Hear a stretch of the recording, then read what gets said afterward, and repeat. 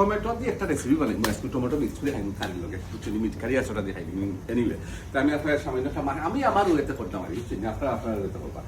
সামান্য মাছটা হয়ে গার্লিকটা গোল্ডেন কালার ওয়াশ পরে গিয়ে আমি টেস্টটা নিই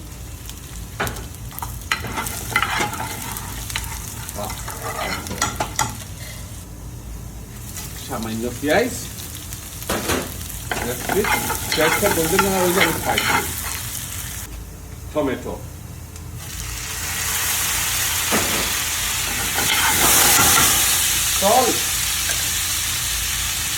salt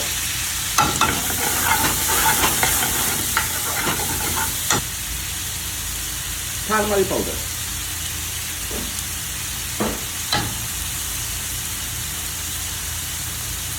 chili powder cook until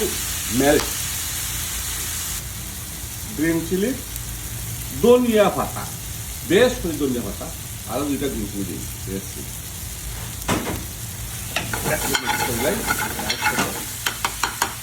কিছু সময় দিতে দুই মিনিটে টমেটো চাপ করে দিই ভেরি নাইস